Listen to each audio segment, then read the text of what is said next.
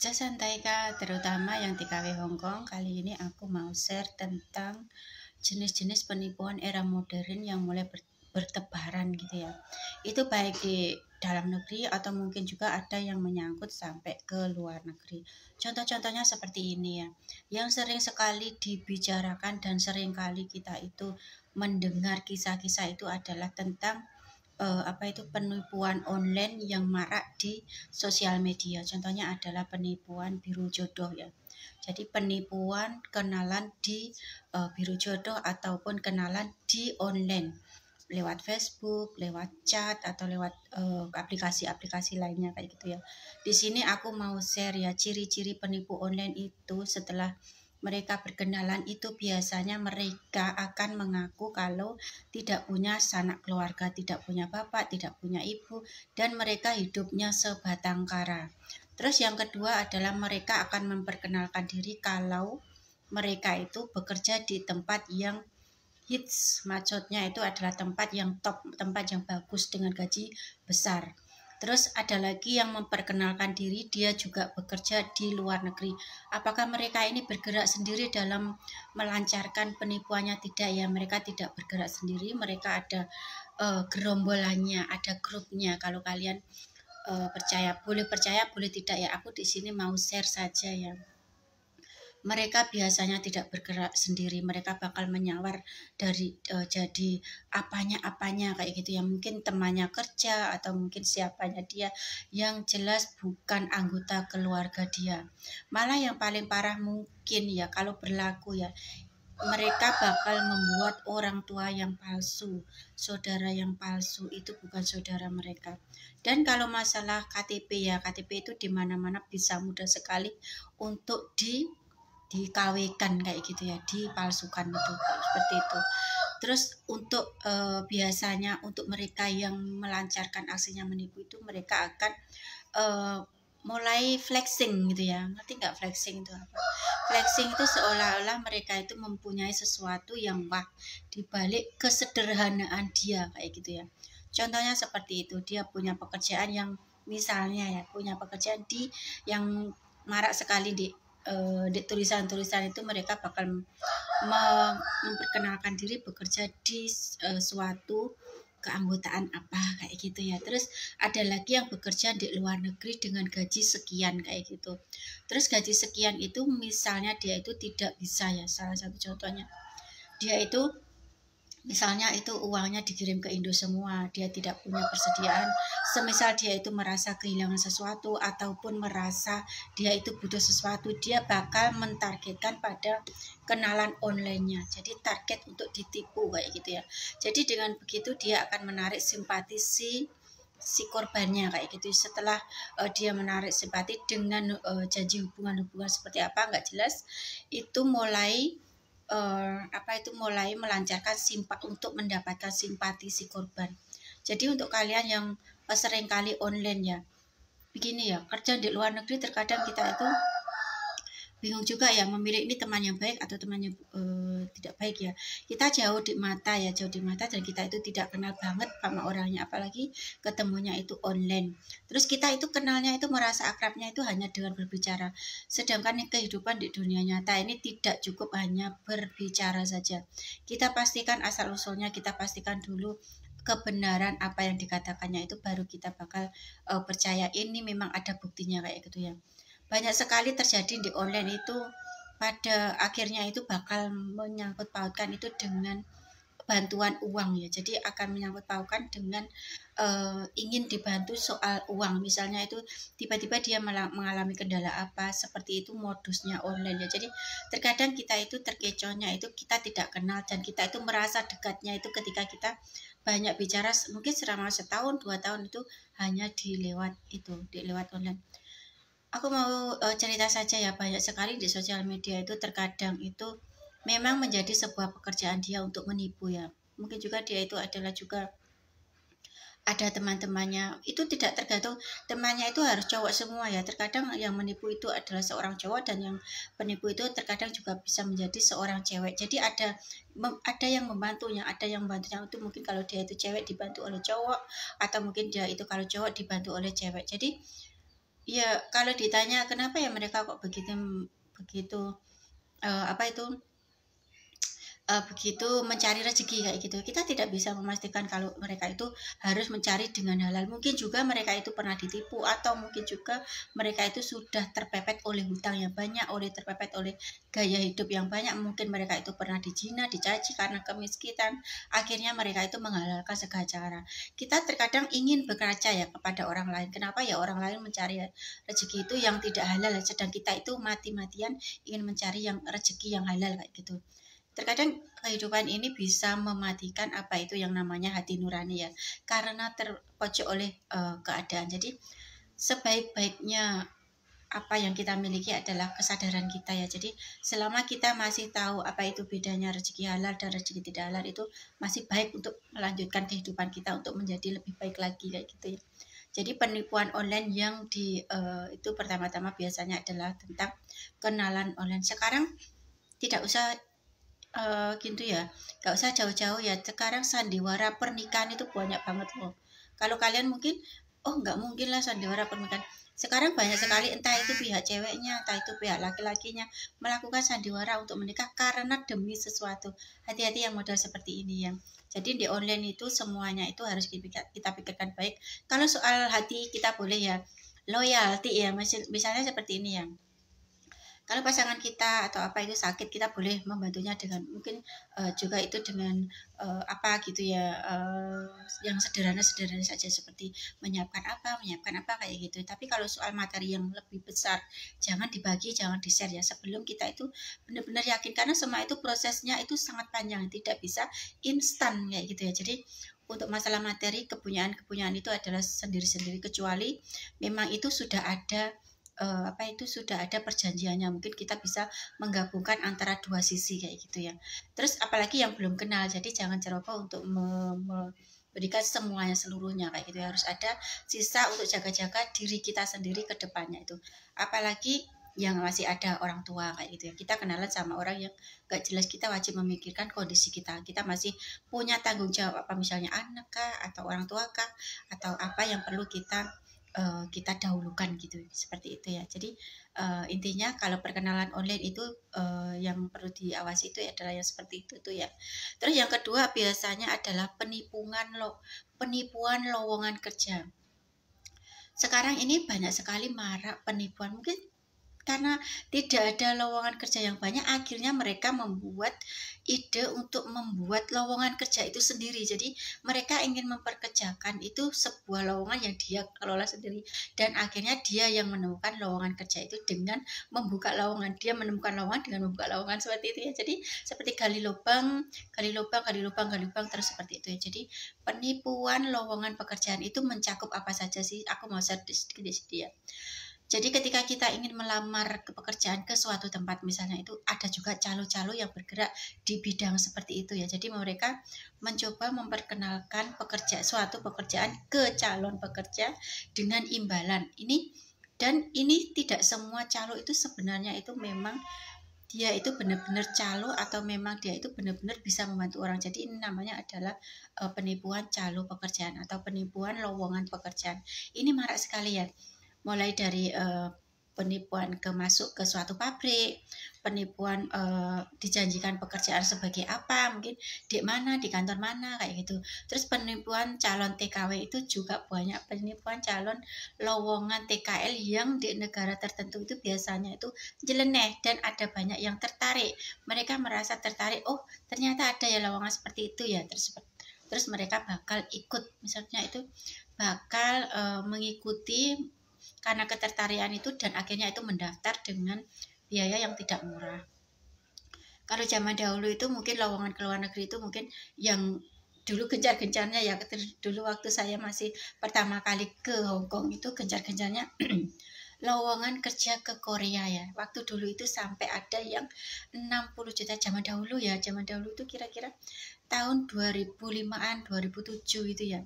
Itu awal-awal saya masuk Hongkong itu tahun 2000-an ya. Jadi di waktu itu ke Korea itu kita tidak perlu masuk ke PT, tapi kita itu tidak bisa mandiri gitu ya. Kalau sekarang kan mandiri lewat disnaker kayak gitu ya. Tapi kalau zaman dulu itu kita masuk ke PT dan bakal diterbangkan oleh PT dengan biaya yang tertentu. Itu zaman dahulu ya.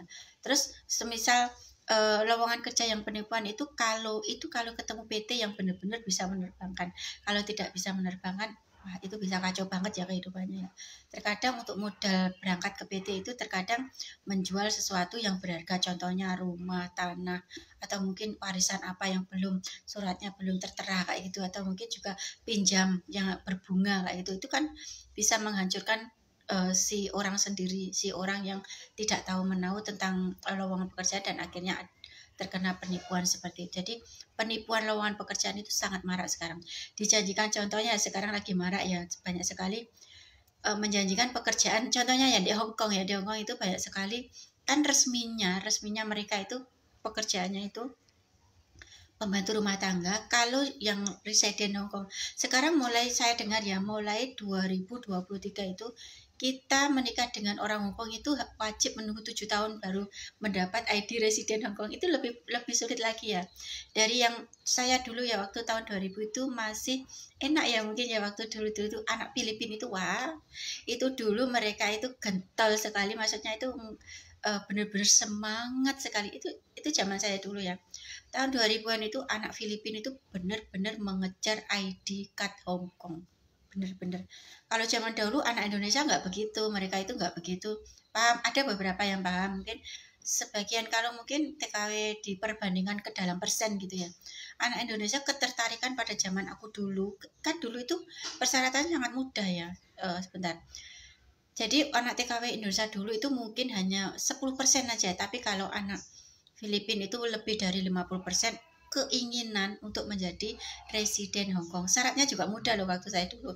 Jadi kita hanya wajib tinggal selama 7 tahun di majikan yang sama.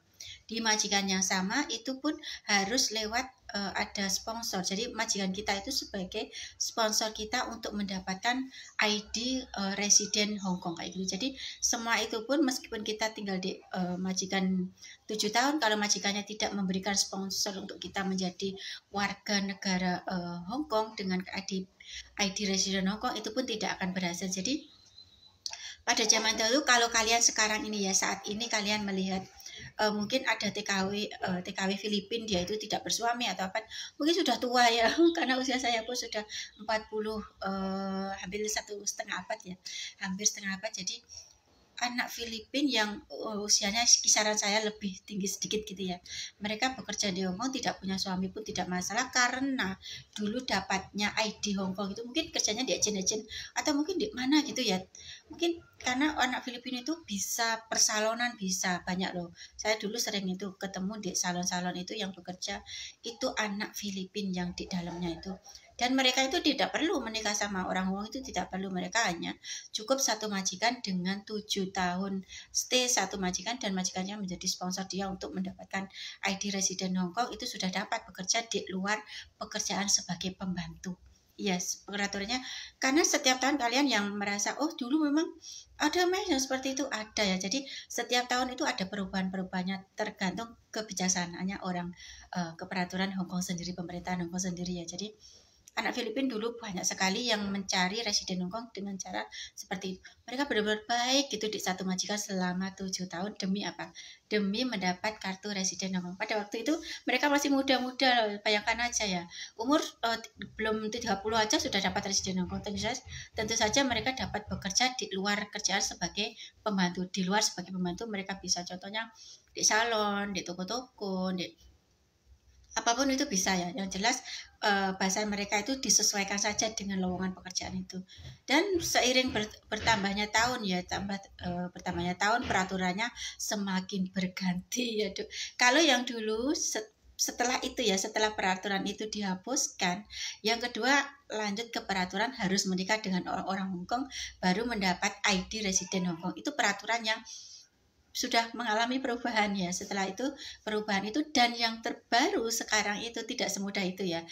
Dengar itu kabarnya, katanya itu karena kalau cuman hanya menikah dapat kartu identitas Hong Kong residen, tentu saja banyak itu orang-orang yang di luar Hong Kong itu menikah kontrak ya kata mereka, yaitu menikah kontrak, dan mereka itu melakukan perjanjian tertentu dan akhirnya mereka itu cerai setelah menikah beberapa bulan atau beberapa tahun gitu, dengan alasan mungkin biaya hidup mahal atau apalah, nggak tentu, nggak jelas lah.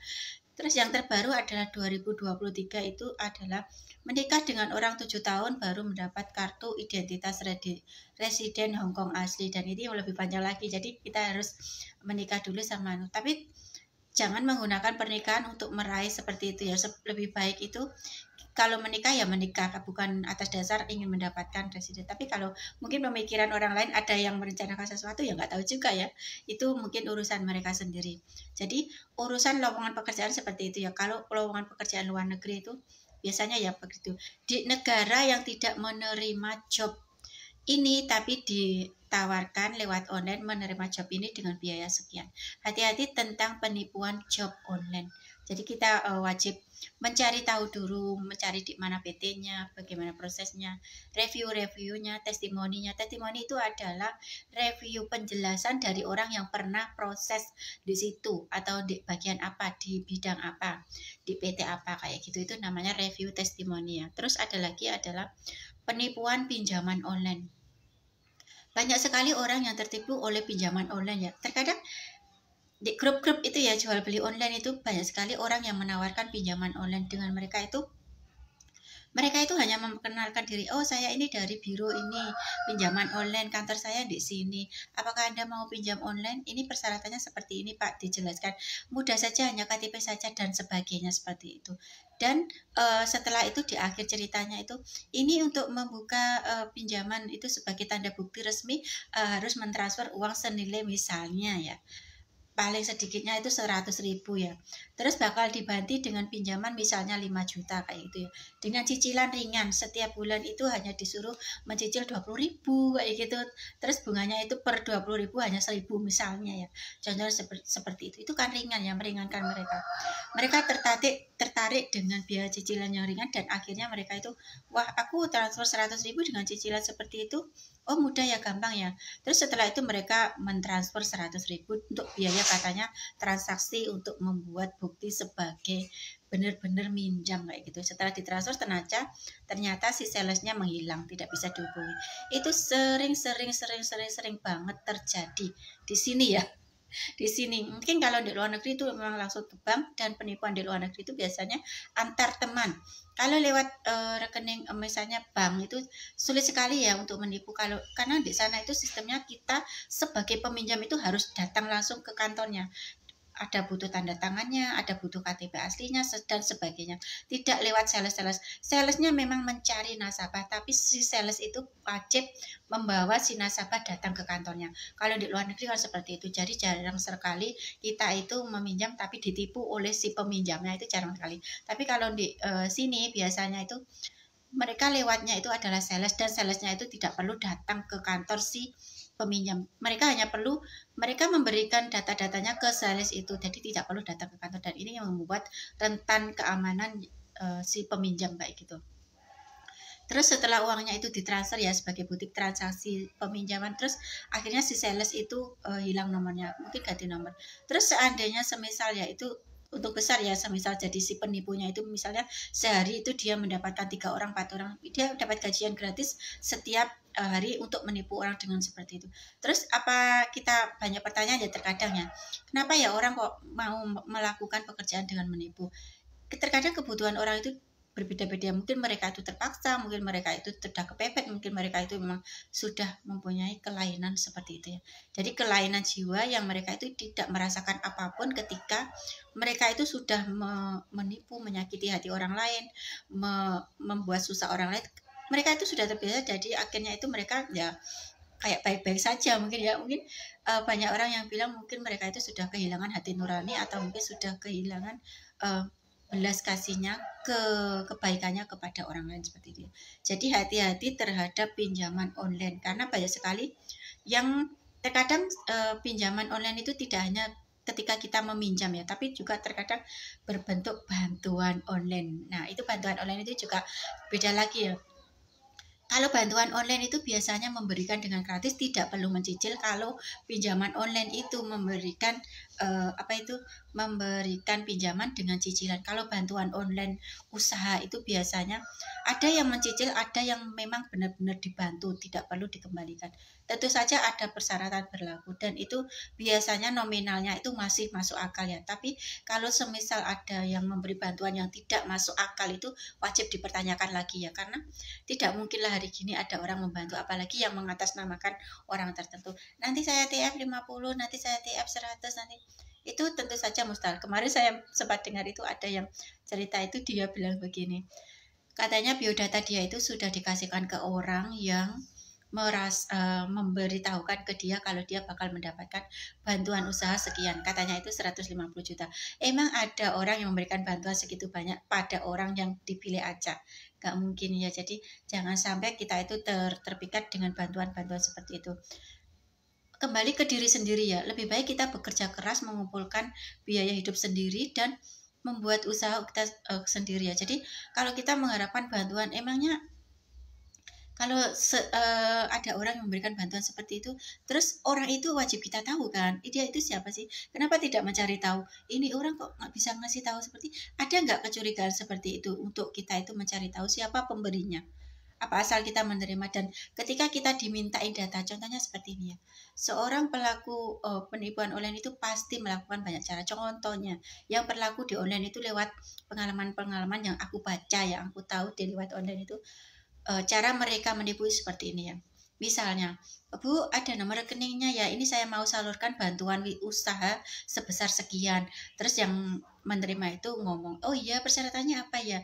Ini harus ada nomor rekening Bu, dan nomor rekening itu harus ada biodatanya yang asli yang berkaitan dengan nomor rekening itu. Ketika kita sudah dikasih tahu rekeningnya, habis itu sudah dikasih biodatanya, KTP, bahkan disuruh foto dengan KTP-nya, itu bahaya kan? Terus setelah itu dikirimkan ke orang tersebut, dan itu bisa untuk membobol ATM kita loh. Kalau biodata itu sudah lengkap dan sesuai data itu sudah lengkap, dan apalagi kalau yang ditipu itu adalah orang yang bekerja di luar negeri, bisa jadi itu bisa ATM dia yang itu bisa dibobol kayak gitu. Jadi kita wajib hati-hati untuk bantuan usaha yang katanya itu kita tidak perlu mengembalikannya kayak gitu. Jadi murni bantuan usaha yang meminta kita untuk mengirimkan biodata kita itu bakal runyam ya di belakangnya. Jadi jangan sampai terpikat dengan yang seperti itu. Terus ada lagi adalah penipuan arisan online. Ini banyak sekali. Ini dulu booming banget, tapi sekarang sudah mulai pudar dan mulai sudah hilang, tapi tidak menaruh kemungkinan ini akan muncul lagi, karena mereka itu juga tidak bergeraknya sendiri ya. Pokoknya yang penipuan-penipuan itu ingat satu hal ya, mereka itu tidak bergerak sendiri, mereka ada grupnya itu tidak kecil ya, besar. Terus arisan online itu ada sekali, banyak sekali postingan, ini aku jual arisan ya, sudah arisan ke-7 dijual murah aja, arisannya itu dapatnya misalnya 5 juta, dijual aja 2 juta, masih untung 3 juta kayak gitu ya. Terus banyak sekali dulu, waktu dulu itu ya, itu yang tertarik, oh biar saya beli gitu. Terus kemudian mereka itu merasa untung kayak gitu ya. Terus setelah membeli arisan online itu mereka tinggal membayar berapa, itu akhirnya mereka itu ternyata arisan online-nya itu ternyata sudah bubar, tidak bisa dicari lagi.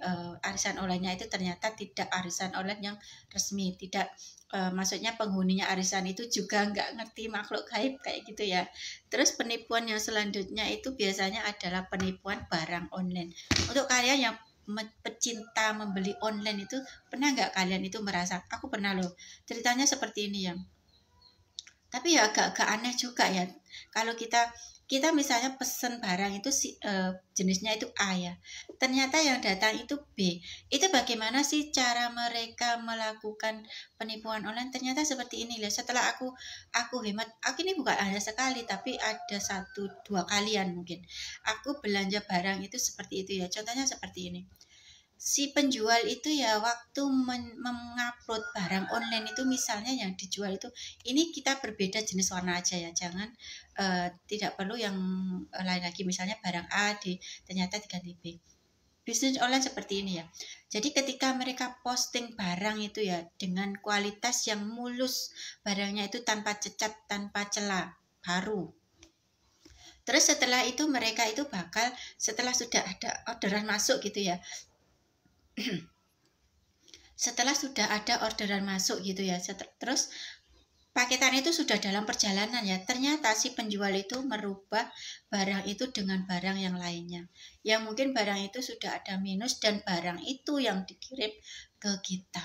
Jadi ya kenapa bisa dirubah, itu memang di aplikasi itu memang bisa seperti itu ya.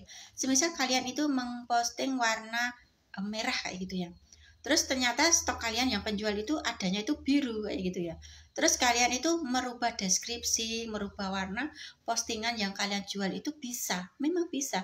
Dan akhirnya ketika sampai di pembeli itu, barang yang sampai itu ternyata warnanya biru kayak gitu, terus deskripsinya memang ada cacatnya, terus kita mau komplain ke pihak aplikasi tidak bisa, karena barang yang diposting itu sudah real gambarnya dan keterangannya itu sudah tercantum. Jadi ini tentu saja penjual yang tidak jujur ya, ini termasuk penipuan online. Meskipun barang itu sama cuman beda warna, tapi ini juga bisa membuat kita itu tidak nyaman belanja di tempat itu lagi. Jadi untuk plus minusnya itu tergantung atau terserah si penjual saja ya. Kalau mau tokonya menjadi rekomendasi terus ya jualan aja yang baik-baik dan jujur. Tapi kalau tidak jujur ya terserah, itu termasuk kan nanti ada review-reviewnya kayak gitu ya. Jadi ini bisa mengacaukan nilai review dari penjual juga. Tapi kalau memang dia sudah berani mengambil risiko ya itu terserah kayak dia gitu ya. Terus penjual online lagi yang semisalnya ya, pesan barang itu misalnya 1 kilo, 5 kilo kayak gitu ya, ternyata dikirim 1 kilo, itu juga termasuk penipuan online. Dan ternyata barangnya itu kita tidak bisa mengkomplainnya, itu juga banyak sekali terjadi. Jadi kita terpaksa harus menerima barang yang hanya sekilo padahal kita belinya itu 5 kilo. Itu termasuk penipuan jual online di sosial media kayak gitu ya. Terus penipuan yang lainnya lagi adalah penipuan cicilan rumah. Penipuan cicilan rumah. Jadi banyak sekali orang yang memposting ya, cicilan murah 0%. Cicilan rumah 0%, dan akhirnya banyak sekali yang tertarik. Saya ikut. Setelah nyicil beberapa tahun, misalnya cicilannya itu 15 tahun, dan setelah 15 tahun baru dibangun rumahnya kayak gitu. Atau mungkin cicilan yang 0% rumahnya sudah ditempati, tapi setelah dicicil selama 3 tahun ternyata suratnya nggak jelas, terus ternyata makelarnya lari, belum 15 tahun makelarnya sudah meninggal, atau mungkin sebelum 15 tahun ternyata disita oleh si itu, yang maksudnya yang membiayai pembangunan gitu kan, itu parah ya itu. Tapi ini berlaku juga untuk di penipuan online ya. Untuk kalian ingat, ini sebagai wawasan saja, share, kalau ada baiknya diambil saja, kalau tidak bermanfaat bisa di skip aja. Jadi intinya aku share yang terjadi di sosial media, penipuan, jenis-jenis penipuan yang terjadi di online ya kayak gitu ya. Terus ada lagi adalah penipuan magic. Kalian pernah nggak ada yang menawarkan kayak sejenis apa gitu ya, ini kamu akan mendapatkan apa itu, rezeki dengan sekian melimpah dengan syarat seperti ini. Itu penipuan kayak pengelarisan, magic, kekayaan mendadak seperti itu di online media. Apakah itu ada? Banyak loh di sosial media menawarkan jasa yang seperti itu, banyak sekali. Dan untuk kalian yang kita berdoa saja untuk mendapatkan rezeki, kita berdoa saja, atau kita itu percaya saja kalau rezeki itu memang tidak akan kemana. Kita tidak perlu bersaing dengan menjatuh-jatuhkan orang lain. Dengan sebegitu kita itu gilanya dalam mencari rezeki kayak gitu ya. Jadi kita tetap pada fokus saja kehidupan kita yang sehat, normal, dan waspada kayak gitu ya. Terus ada lagi penipuan tentang umroh naik haji, itu juga banyak banget ya. Umroh yang terutama ya, itu ditawarkan kalau haji itu biasanya yang berangkatnya cepat dan mereka itu tidak melalui prosedur yang pemerintah adakan. Dan terkadang banyak kan yang mengeluh, yang pemerintah adakan itu kenapa menunggu tua gitu ya, misalnya itu usianya harus sekian, kan mereka itu sudah pikun, sudah apa, itu kok diberangkatkan, nanti kalau hilang di tengah jalan gimana, atau mungkin sakit di tengah jalan gimana. Terus ada banyak sekali yang menempuh haji yang mandiri, maksudnya mereka itu lewat swasta kayak gitu. Itu juga banyak dijadikan bisnis oleh mereka, banyak. Terus ada lagi yang umroh itu juga banyak yang dijadikan, maksudnya itu ini umroh plus haji atau haji plus umroh, itu pokoknya dibalik-balikkan namanya itu dengan biaya sekian, dan persyaratannya itu cukup mudah kayak gitu. Kalau ke luar negeri tidak ada ya persyaratan mudah ya, persyaratan itu pasti sulit. Jadi kalau ada yang bilang pergi umroh itu persyaratannya sangat mudah, tidak mudah ya, wajib cek apa, ini pakai uang ini, di sana itu harus tinggal berapa lamanya, itu harus dicarikan hotel, pasti ada sistem-sistem seperti itu, tidak mudah ya. Jadi kalau ada yang bilang mudah itu tentu ada apa-apanya kayak gitu ya. Terus yang paling terakhir ini adalah bisnis MLM. Ini yang biasa ya. Jadi menjual belikan barang dengan komisi. Ini yang dulu sangat menyedihkan ya. Aku dulu waktu di Hong Kong ya. Ini waktu di rumah, terus waktu itu menikah, terus kembali lagi. Aku kenal satu cewek namanya siapa ya? Juwariah kalau nggak salah. Aku lupa namanya. Namanya itu, terus suaminya itu kerja di Arab. Iya, kerja di Arab. Terus dia punya anak satu usia 3 bulan waktu kerja di situ. Dia jobnya sama kayak aku waktu itu. Jobnya bayi kembar. Namanya Juwaria, dan dia itu baru 3 bulan, itu nggak tahu ya. Mungkin karena kebutuhan atau apa gitu ya. Dia tiba-tiba itu ditawarkan oleh temannya dia. Dia baru sebulan di Hong Kong. Aku itu sebulan di Hong Kong gajian pertama dia itu katanya entah diajak apa, itu katanya di bulan kedua ketiga itu sudah mendapat gajian, dan aku mengenalnya itu hanya 3 bulan saja ya. Dan itu namanya Juaria itu dia itu ikut kayak gitu ya. Terus dia itu juga mengajak aku, kasihan banget loh ya. Aku itu demi supaya aku mau itu, dia itu suka jajan, beli jajan dikasih aku, beli apa gitu. Tapi aku bilang gini, maaf kamu nggak usah jajan banyak-banyak untuk aku, untuk apa, kamu jajan aja untuk anak-anak kamu sendiri, untuk itu nggak usah belikan apa. Maksud aku itu begini yo, kamu itu nggak usah membeli banyak barang-barang itu untuk orang lain, untuk aku misalnya, untuk apa, aku lo nggak mau kayak gitu ya. Aku nggak bisa, kita itu sama-sama baru kerja di sini, nggak usah, aku nggak bakal ikut. Aku nggak bakal ikut bisnis yang kamu jalani itu, aku nggak bakal tertarik kayak gitu. Aku sudah ngomong kayak gitu, aku pelan-pelan banget ngomongnya, karena dia, aku lihat itu yang namanya Juaria itu orangnya itu halus banget, tapi kenapa dia kok ikut tertarik seperti itu ya. Terus ada satu kali aku bener-bener kasihan banget sama dia itu ya. Dia itu kayak orang bingung atau apa kayak gitu, terus dia itu ngajak, ayo ikut aku rapat, ada leader. Kalau zaman dulu itu namanya, kalau pemimpinnya itu disebutnya leader, jadi kayak kayak begitu, wow gitu ya, ada leadernya kayak gitu. Terus ada leader sekarang hari ini rapat, ya udah aku antar ke sana gitu ya. Aku antar dia ke sana, terus ternyata di situ itu dia cari ya, sistemnya ya seperti itu. Kalau kamu bawa anak ini komisinya segini, kamu bawa ini segini, jadi bisnis itu menurun, maksudnya ada tingkatannya. Semakin kamu bisa menipu orang lain, semakin banyaklah gajian kamu, intinya seperti itu ya. Jadi kita wajib jangan terkecoh dengan bisnis seperti itu. Aku bertahun-tahun tidak tertarik dengan bisnis yang seperti itu, banyak loh diomong dulu, nggak bisa disebutkan satu persatu, yang ternyata setelah kembali di pemimpinnya itu ada di negeri kita sendiri, tapi setelah kembali itu uang-uang mereka pun tidak bisa dikembalikan, nggak tahu kenapa. Jadi untuk kita lebih baik jaga-jaga diri saja, jangan sampai ikut bisnis-bisnis gituan. Jadi sekian dulu tentang ceritaku, jenis-jenis penipuan era modern yang mulai bertebaran dan masih bertebaran. Solusinya adalah kita waspada aja dulu, jangan sampai terkecoh. Kalaupun kita ingin